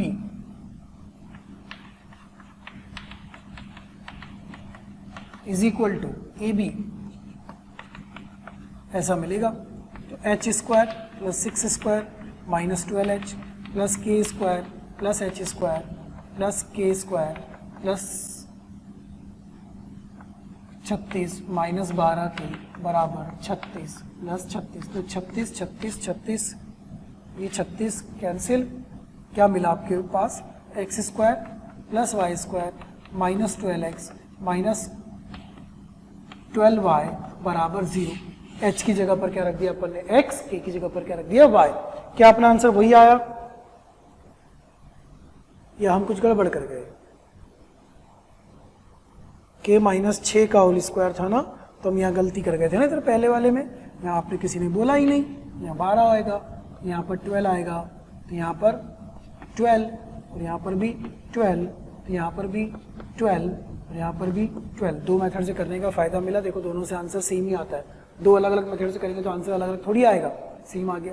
तो प्रवणताओं को गुणन -1 भी कर सकते हैं और पाइथागोरस प्रमेय भी लगा सकते हैं। उसने बोला क्या था कि जो गतिशील बिंदु है वह हमेशा समकोण वाले शीर्ष पर ही रहना चाहिए, मतलब बिंदु P इसी जगह रहेगा, तो PA और PB लंबवत रेखाएं ही बनी रहनी चाहिए। बस वो शर्त अपन ने लगाई, हल कर लिया, आंसर आ गया। अगला सवाल देखिए बेटे, 7वां सवाल क्या कह रहा है? A 2,3 और B -4,5 दो स्थिर बिंदु है, फिक्स्ड पॉइंट है, ठीक है। तो फिक्स्ड पॉइंट A और B बना लेते हैं अपन। ये रहा A 2,3 और ये रहा B -4,5। एक गतिशील बिंदु P H, K इस प्रकार है कि जब उसको A से और B से जोड़ा जाता है, जब उसको A और B से जोड़ा जाता है तो त्रिभुज बनता है, और उस त्रिभुज का क्षेत्रफल कितना आता है? 12 वर्ग इकाई। लो भाई, त्रिभुज बन गया। अगला काम क्या किया जाए? एरिया ऑफ ट्राइंगल PAB कितना कर दें? 12। Area 12 equal to 1/2 HK1 2 3 1 -4 5 1। लेकिन हमें इस एरिया मापांक में लिखना चाहिए, नहीं लिखना चाहिए? मॉड मापांक लगा के लिखना चाहिए। तो जब इसको हल करेंगे तो इधर लाएंगे, क्या आएगा? +-24 बराबर H into 3 - 5 minus K into 2 + 4 plus 1 into 10 + 12 कितना आ गया? +-24 बराबर -2H -6K + 22। इसको और हल करेंगे, और हल करेंगे तो दो समीकरण मिलेंगे अपने को। +-24 बराबर -2x -6y + 22। यहाँ से दो अलग अलग रेखाएं मिलेंगी। एक बार +24 इक्वल टू -2x -6y + 22, तो ये कितना हो गया? 12 is equal to -x -3y + 11 और x + 3y + 1 इक्वल टू 0। एक लाइन तो ये आ गई सरल रेखा। इधर से -24 बराबर -2x -6y + 22 और -12 बराबर -x -3y + 11 और x + 3y - 23 इक्वल टू 0। तो ये आंसर क्या बोलेंगे इसका? सरल रेखा युग्म। आंसर क्या बोला जाएगा बेटा? सरल रेखा युग्म। क्योंकि आंसर में एक लाइन मिली है कि दो लाइंस मिली हैं, दो रेखाएं मिली हैं, तो आंसर होगा सरल रेखा युग्म। कभी कभी आंसर दोनों को गुणा करके भी दे दिया जाएगा।